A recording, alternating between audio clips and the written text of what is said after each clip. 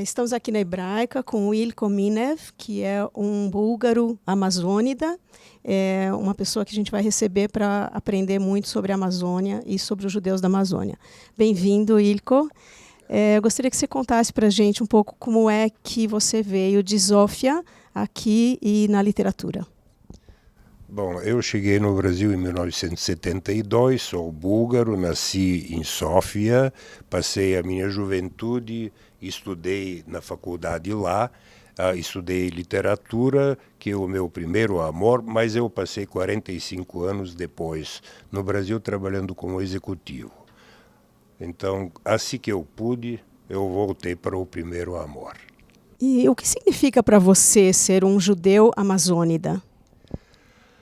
Bom, tem vários judeus amazônidas, aliás, a história da Amazônia, ela se cruza com a história principalmente de judeus marroquinos que começaram a chegar logo depois da época do Napoleão no Brasil. Tem nomes importantes na economia, tipo Isaac Sabá, Samuel Ben-Shimon. Aliás, Samuel Ben-Shimon escreveu um livro bastante conhecido que se chama Eretz Amazônia. Aí por aí começam os amazônidas, aqueles que são judeus, gostam da Amazônia e se orgulham e se sentem lá em casa.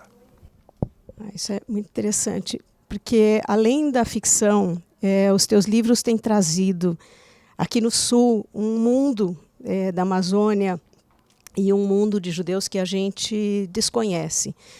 Você tem sentido essa conexão? Você tem percebido essa conexão? E essa conexão funciona na direção contrária também? Sim, como já falei, a história da Amazônia se cruza com a história dos judeus.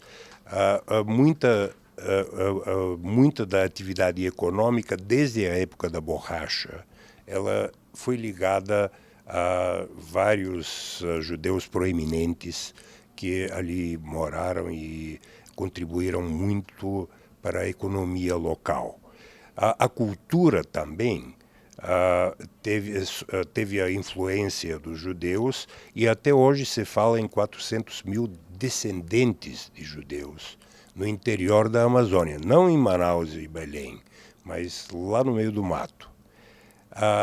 Por isto, a gente encontra cemitérios onde tem claros sinais da presença judaica, tem algumas sepulturas de judeus, mas também o hábito de colocar pedra em cima da sepultura, ou então de acender uma vela na sexta-feira à noite. As pessoas não são judeus, mas eles preservaram alguma coisa de algum ancestral que foi judeu.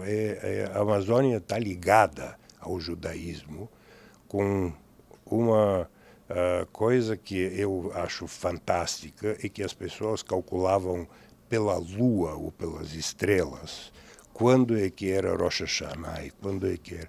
Preservaram o judaísmo contra tudo e contra todos, na verdade. É fantástico. Os teus livros estão traduzidos agora para vários idiomas, inclusive você já foi para a Bulgária mais de uma vez para apresentá-los. Você imaginava que teus livros iam ter esse alcance tão internacional até? Bom, eu comecei a escrever para experimentar e para ver se eu realmente consigo contar as histórias que eu achava que conheço e que vale a pena transmitir e não permitir que a memória se perca. O primeiro livro foi muito bem recebido, para minha surpresa até, e isso me estimulou e agora, uma vez que comecei a escrever, está difícil de me parar, mas eu tenho um imenso prazer em escrever e fico muito feliz que tem gente que quer ler.